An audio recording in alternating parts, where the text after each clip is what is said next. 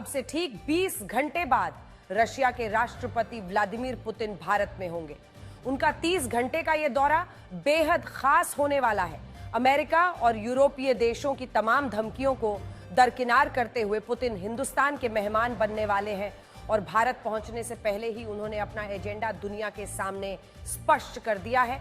उन्होंने कहा कि इस दौरे में प्रधानमंत्री नरेंद्र मोदी के साथ आयात, व्यापार और दोनों देशों के आर्थिक सहयोग पर विस्तार से चर्चा होगी। यूक्रेन युद्ध के बाद यह पहली बार है जब पुतिन भारत में होंगे और इस दौरान भारत और रशिया के बीच 23वां शिखर सम्मेलन होगा। इससे ठीक पहले पुतिन ने भारत और चीन को अपना सबसे बड़ा साझेदार बताया और साथ ही यूरोप को बेहद कड़े शब्दों में अपना संदेश स्पष्ट कर दिया और कहा कि अगर यूरोप युद्ध लड़ना चाहता है तो वो तैयार है। उन्होंने कहा कि यूरोप का शांति का कोई इरादा नहीं है, बल्कि वो युद्ध को बढ़ावा दे रहा है। प्रधानमंत्री मोदी और राष्ट्रपति पुतिन की ये मुलाकात इस साल की सबसे बड़ी मुलाकात होने वाली है। इस साल पुतिन अमेरिका के राष्ट्रपति डोनाल्ड ट्रंप और चीन के राष्ट्रपति शी जिनपिंग से मिल चुके हैं और अब साल के अंत में वो प्रधानमंत्री मोदी से मिलने आ रहे हैं। ये मुलाकात तब और महत्वपूर्ण हो जाती है जब अमेरिका और यूरोप के देश पुतिन की इस यात्रा से चिढ़े हुए हैं। साथ ही भारत पर दबाव बनाने की हर तरह से कोशिशें हुई, लेकिन भारत ने पुतिन को भारत बुलाकर पश्चिमी देशों के दबाव और धमकियों का जवाब देते हुए एक कड़ा संदेश दे दिया है कि भारत अपने फैसले अपनी मर्जी से लेगा। वो न पहले झुका है और न अब झुकेगा। भारत के करीब 30 घंटे के दौरे में पुतिन गुरुवार शाम में दिल्ली पहुंचेंगे और इस दौरान प्रधानमंत्री मोदी उनकी मेजबानी करेंगे। भारत आने के बाद उनका प्रधानमंत्री मोदी के साथ प्राइवेट डिनर का कार्यक्रम है और अगली सुबह उनका राष्ट्रपति भवन में औपचारिक स्वागत होगा। वो राजघाट पर महात्मा गांधी को श्रद्धांजलि भी देंगे और दिल्ली के हैदराबाद हाउस में द्विपक्षीय वार्ता होगी, जिसमें भारत और रूस के बीच कई अहम समझौते हो सकते हैं। इस शिखर सम्मेलन में S-400 के अलावा छोटे मॉड्यूलर न्यूक्लियर रिएक्टर की डील पर मुहर लग सकती है, जिससे भारत की ऊर्जा जरूरतें पूरी करने में मदद मिलेगी। आज आपको यह भी बताएंगे कि अमेरिका के दबाव और तमाम कोशिशों के बाद भी भारत ने रशिया से कच्चे तेल की खरीद जारी रखी है। यहां तक कि नवंबर के आखिरी 15 दिनों में रशिया से कच्चे तेल की खरीद में इजाफा हुआ है। आज की सबसे बड़ी खबर यह है कि भारत दौरे से पहले राष्ट्रपति व्लादिमीर पुतिन ने अपना एजेंडा पूरी तरह से साफ कर दिया है। उन्होंने भारत और चीन को रशिया का सबसे बड़ा साझेदार बताया है, जबकि अमेरिका और यूरोप के लिए यह कहा है कि वो युद्ध को भड़काना चाहते हैं और अगर यूरोप युद्ध लड़ना चाहता है तो रशिया भी इसके लिए तैयार है। राष्ट्रपति पुतिन के इस बयान के बाद दुनिया में फिर से ट्रोइका की चर्चा शुरू हो गई है। रशिया में ट्रोइका का मतलब ऐसे 3 घोड़ों से होता है जो रफ्तार, ताकत और संतुलन का प्रतीक माने जाते हैं और राष्ट्रपति पुतिन इस ट्रोइका में रशिया, भारत और चीन को एक साथ रखना चाहते हैं। इनमें भी रशिया और भारत की दोस्ती 7 दशक से ज्यादा पुरानी है और इस दोस्ती ने एक साथ कई तूफानों का सामना किया है और आज भी ये दोस्ती उसी मजबूती के साथ बरकरार है। बड़ी बात यह है कि भारत की रशिया के साथ दोस्ती किसी देश के खिलाफ नहीं है, लेकिन राष्ट्रपति पुतिन ने भारत आने से पहले अपना एजेंडा साफ कर दिया है और वो इस बार खुलकर यूरोप को निशाने पर ले रहे हैं और उनके भारत दौरे से पहले यूरोप और रशिया के बीच तनाव चरम पर पहुंच गया है। इसका एक मतलब ये भी है कि राष्ट्रपति पुतिन का भारत आना यूरोप के देशों को परेशान कर सकता है और अब प्रधानमंत्री मोदी और राष्ट्रपति पुतिन की मुलाकात से वैश्विक राजनीति का माहौल काफी गरमाने वाला है।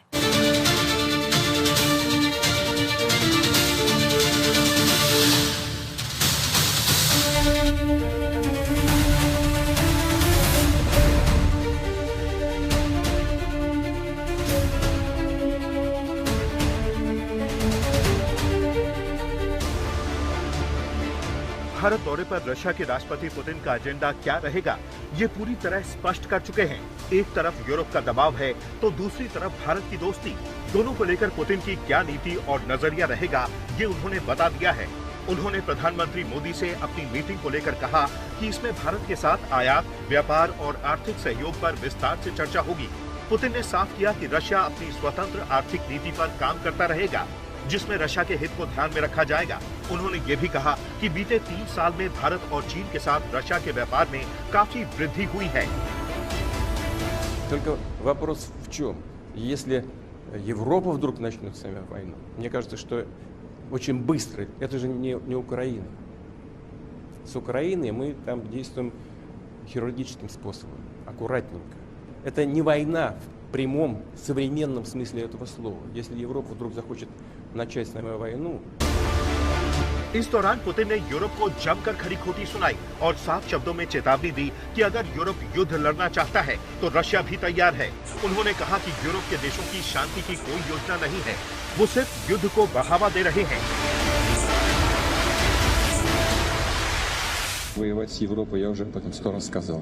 Но если Европа вдруг захочет с нами воевать и начнет, мы готовы прямо сейчас.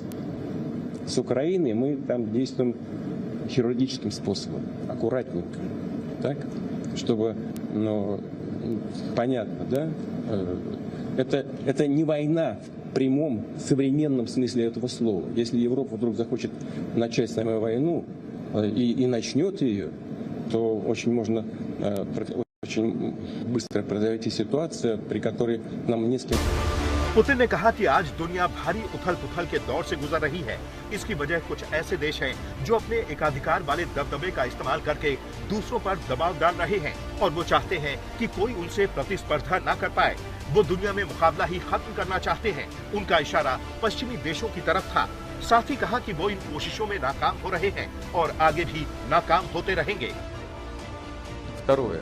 Если это будет продолжаться, мы рассмотрим возможность, я не говорю, что мы это будем делать, но рассмотрим возможность ответных мер в отношении судов тех стран, которые помогают Украине осуществлять эти пиратские акции.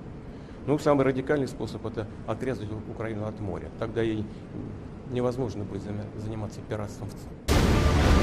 एक तरफ पुतिन यूरोप को चेतावनी दे चुके हैं कि अगर यूरोप रशिया के साथ युद्ध में उलझता है तो उसे हार का सामना करना पड़ेगा। दूसरी तरफ अमेरिका के राष्ट्रपति ट्रंप ने यूक्रेन युद्ध को एक गड़बड़ बताया और कहा कि इस संघर्ष को सुलझाना आसान नहीं है। I've settled 8 wars. This would be the 9th, and our people are over in Russia right now to see if we can get it settled. Not an easy situation. Let me tell you, what a mess. It's a war that never would have happened if I were president. Not even a chance. And it didn't happen for 4 years. कुल मिलाकर Putin का भारत दौरे को लेकर agenda साफ है।